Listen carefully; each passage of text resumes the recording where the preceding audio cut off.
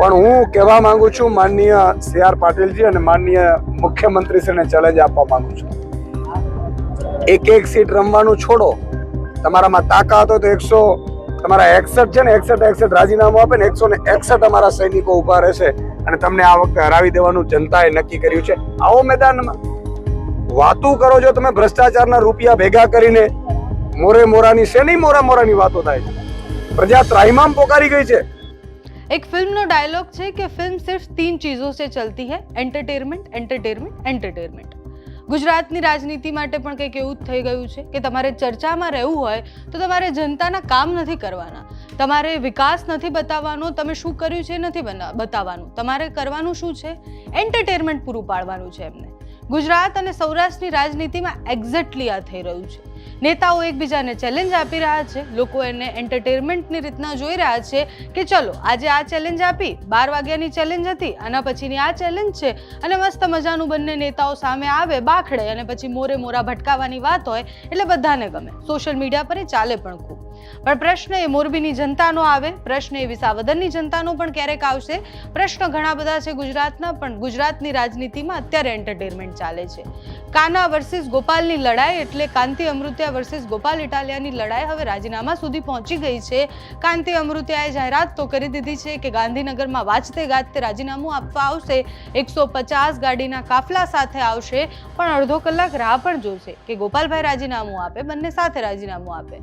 ગોપાલ ઇટાલિયા કેવી રીતના રાજીનામું આપે જ્યારે એમને શપથ જ નથી લીધા? હવે આખી વાતમાં સોમવારે શું થશે એ તો પછીની વાત છે, પણ હવે એકદમ ઓલું ચાલુ થઈ ગયું છે કે તમને ખબર છે, એક સમાચાર આવે એના પછી સતત એવા સમાચાર તમારા નજરે પડતા હોય કે પછી સોશિયલ મીડિયા પર પણ તમે કંઈક જોવો એટલે આખો ટ્રેન્ડ સેટ થઈ જાય. એવી રીતના ચેલેન્જનું પણ એવું છે, એક ચેલેન્જ આપે છે એટલે પછી આખી લાઈન લાગશે કે હું પણ ચેલેન્જ આપું, હું કેમ બાકી રહી જાઉં. એવું જ થયું છે આમ આદમી પાર્ટી માટે પણ. ગોપાલ ઇટાલિયાએ ચેલેન્જ સ્વીકારી લીધી, હવે આમને સામને ચેલેન્જની ગેમ ચાલે છે. ઈશુદાન ગઢવીએ હવે સીએમ અને સી આર પાટીલને ચેલેન્જ આપી છે. ઈશુદાન ગઢવીએ કહ્યું છે કે તમે એક કામ કરો, 161 ધારાસભ્ય રાજીનામું આપી દો અને પછી અમારા જે ઉમેદવારો છે એ ઉમેદવારો અમે ઉતારીશું.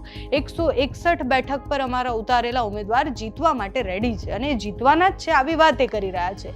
એક વિસાવદરની જીત પછી આમ આદમી પાર્ટી જે કોન્ફિડન્સથી એવું કહે છે કે 161 બેઠક જીતીશું, એ 2027નો સવાલ છે કે કોણ કેટલી બેઠકો જીતે છે. પણ ચેલેન્જ આપવી અને સ્વીકારવી હવે ખૂબ સામાન્ય, અને એવું કહેવાય છે કે બોલવાની કોઈ કિંમત નથી રહી. આ માણસ આ બોલી લે છે, આ માણસ આ બોલી લે છે, નેતાઓ એકબીજાને કંઈ પણ બોલી લે છે અને પછી થોડા દિવસ પછી બધું ભૂલી જાય છે. પછી એ વિધાનસભામાં જે લડવાનું હોય, એ પોતાના વિસ્તાર માટે જે પ્રશ્ન મૂકવાના હોય એ મુકાય તો ભલે, નહીતર નહીં મૂકતા હોય. એટલે બહુ જ બધા સવાલો એ જનતા માટેના થતા જ નથી હોતા. બહુ જ બધા સવાલો કોણ કેટલું પાવરફુલ ત્યાં જઈને અટકી જતા હોય છે. અત્યારે કાંતિ અમૃતિયા વર્સિસ ગોપાલ ઇટાલિયાની લડાઈ ચાલે જ છે. સાથે એક બાજુ રાજુ કરપડા પણ એવું કહી રહ્યા છે કે ભાઈ ગોપાલ ઇટાલિયા તો શું કામ આપે રાજીનામું, તમે એક કામ કરો, નરેન્દ્ર મોદીનું રાજીનામું લઈ આવો. એના પછી ઈશુદાન ગઢવી કહી રહ્યા છે કે સીએમ અને સી આર પાટીલને ચેલેન્જ આપું છું. એટલે ચેલેન્જ ચાલી રહી છે. આ ચેલેન્જની ગેમમાં કયા નેતાને શું ફાયદો થાય છે એ ખબર નથી, કારણ કે મોરબીની જનતા તો હજી એ જ કહી રહી છે કે કશું પણ થાય, અમારા સવાલના જવાબો અમને આપો, અમે જેને વોટ આપ્યા છે એ માણસ ક્યાં છે. એટલે એ કાંતિ અમૃતિયા સામેનો રોષ છે, પણ વોટ બેંક તરીકે એને જોવું કે પછી રાજનીતિમાં એમાં શું બદલાવ આવશે, બહુ બધો ફરક છે. જનતા એવું કહે છે કે વિસાવદરવાળી કરીશું, પણ ક્યારે કરશે ક્યારે નહીં કરે, કે જનતા જે કહી રહી છે એના પ્રશ્નો વિશે કોણ વાત કરશે. મેં કાલે રાજુ કરપડા સાથે વાતચીત કરી હતી આ મુદ્દે. મેં પૂછ્યું પણ હતું કે ચલો ચેલેન્જ આપી દીધી, બધું ઠીક, પણ ત્યાં જે જનતા પીડાઈ રહી છે એના માટે વિપક્ષ તરીકે કેવી રીતના લડશો? બીજા બધા સવાલો પણ અનેક છે. ત્યાંના લોકો અને વિપક્ષ તરીકે નેતાઓ કેટલું લડશે? એકબીજાને ચેલેન્જો આપવાથી જો જનતાના કામ થઈ જતા હોય તો તમે રોજ ચેલેન્જ આપો, એનાથી અમને કંઈ જ વાંધો નથી. પણ ચેલેન્જો આપ્યા પછી તમે રાજીનામા આપવાની વાત કરો, એમાંય જનતાના જ પૈસા જવાના છે. તમે કાલ સવારે ચેલેન્જમાં રાજીનામું આપી દેશો, પછી થશે પેટા ચૂંટણી, અને પેટા ચૂંટણીમાં પૈસા તો જનતાના જ જવાના છે. ઇલેક્શન કમિશન આખું લાગી જશે, બહુ જ બધી ફોર્સીસ ત્યાં લગાવવામાં આવશે. એટલે ચેલેન્જો આપવાથી કંઈ પતતું નથી. નાગરિકોના જવાબો અને નાગરિકોને જે સુવિધા મળવી જોઈએ, આ ચેલેન્જો આપવાથી જો સુવિધા મળતી હોય તો રોજ ચેલેન્જ આપો, એનો વાંધો જ નથી અમને.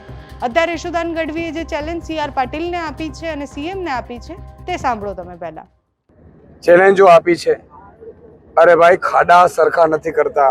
2 કરોડ રૂપિયા તમે તમારા ખાડા પૂરવામાં વાપરો તો એ સારું છે, પણ હું કહેવા માંગુ છું માનનીય સી આર પાટીલજી અને માનનીય મુખ્યમંત્રીશ્રીને ચેલેન્જ આપવા માંગુ છું, એક એક સીટ રમવાનું છોડો, તમારામાં તાકાત હોય તો તમારા 61 છે ને 61 રાજીનામું આપે ને 161 અમારા સૈનિકો ઊભા રહેશે અને તમને આ વખતે હરાવી દેવાનું જનતાએ નક્કી કર્યું છે. આવો મેદાનમાં વાતો કરો છો તમે ભ્રષ્ટાચારના રૂપિયા ભેગા કરીને.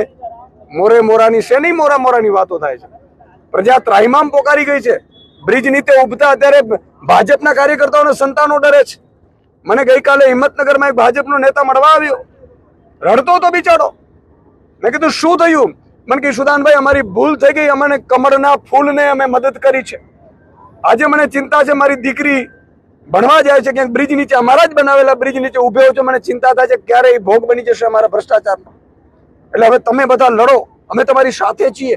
આખો માહોલ બદલાયો. તમે વિચાર કરો, 15 17 લોકોના મૃત્યુ થયા છે અને દુઃખની વાત એ છે કે મંત્રી કે મુખ્યમંત્રી ત્યાં ફરક્યા નથી. આપણે હેલિકોપ્ટર મુખ્યમંત્રીને ત્યાં શોભાના ગાંઠિયા માટે આપ્યો લાગે છે, ઉદ્ઘાટનો માટે આપવા લાગે છે. એટલે મને ચિંતા એ વાતની છે કે આ લોકોને પ્રજાની પડી જ નથી. ચારે બાજુથી પ્રજા મોંઘવારીમાં પીડિત છે, બેરોજગારીમાં પીડિત છે. અત્યારે હું પેરિસ જેવા રસ્તામાંથી આવ્યો છું. મને એમ થયું કે અહીંયા પેરિસમાં આવી ગયો શું, એવું થયું મને. ખાડામાં યાર રસ્તા છે કે રસ્તામાં ખાડા છે ખબર નથી પડતી ને હાલી નીકળ્યા છે. મને લાગે છે પ્રજાની સાથે આ મત માંગવા કયા મોઢે જશે. પણ આ વખતે પ્રજાએ નક્કી કરી લીધું છે. બધે આખા ગુજરાતમાં એક જ વાત આવે છે કે વિસાવદરવાળી કરવી છે. તો કચ્છની જનતાને પણ મારી વિનંતી છે કે વિસાવદરવાળી કરજો. અહીંયા પણ અમારા મજબૂત આગેવાનો તમને આપીશું કે જે આગેવાનો તમારા માટે લડશે, તમારા માટે અવાજ ઉઠાવશે, તમારા માટે બોલશે અને તમારા માટે મરશે. ગોપાલભાઈના રાજીનામાની વાત જ નથી ભાઈ. હાલી નીકળ્યા છે શું? એક ગોપાલભાઈ જીત્યા એટલે આખી ભાજપ પાર્ટી જોડે અમે આમ કરી નાખ્યું તેમ કરી નાખ્યું. એટલે ભાઈ ગોપાલભાઈ વિસાવદરમાંથી જીત્યા છે. વિસાવદરની ચૂંટણી નથી. ચૂંટણી તમારે મોરબીની કરવાની હોય તો મોરબીના ધારાસભ્યને તમારે કહેવું જોઈએ. અને ચેલેન્જમાંથી હું વારે ફરો છો. અને હું તો એમ કહું છું જાહેરમાં ડિબેટ કરવા આવો. મુખ્યમંત્રીને કહું છું, CR પાટીલજીને કહું છું કે આવો ગુજરાતના વિઝન ઉપર કે 2027માં ગુજરાત કેવું હોવું જોઈએ, 5 વર્ષમાં ગુજરાત ક્યાં પ્રગતિ કરે, એમાં ખેડૂતો કેટલી પ્રગતિ કરે, બેરોજગારો કેટલી પ્રગતિ કરે, યુવાનો કેટલી પ્રગતિ કરે, આર્થિક સ્થિતિ કઈ રીતે ગુજરાતની સુધરે, ઉદ્યોગો કઈ રીતે પ્રગતિ કરે. આને તો ઘર ભરવા સિવાય પડી જ નથી. એટલે જુઓ તમે 2 કરોડ રૂપિયા ઓફર આવે છે, 2 કરોડની કોઈ GST તપાસ તો કરે. ઈડી વાળા 2 કરોડ આવ્યા ક્યાંથી? હવે સૌરાષ્ટ્રની રાજનીતિમાં ચેલેન્જ ચાલી રહ્યું છે. સોમવાર સુધીમાં નિર્ણય ખબર પડી જશે કે કોણ રાજીનામું આપે છે, કોણ નથી આપતું. નહીં આપે તો ગાંધીનગરથી જે થશે તો તમને બતાવતા જઈશું. તમારું આ મુદ્દે શું માનવું છે અમને કમેન્ટ્સમાં જણાવજો. અત્યારે આ વિડીયોમાં બસ આટલું. જો તમે અમને YouTube પર જોઈ રહ્યા હોય તો સબસ્ક્રાઇબ કરજો, Facebook પર જોઈ રહ્યા હોય તો ફોલો કરજો, અમારા વિડીયોને લાઇક અને શેર કરજો.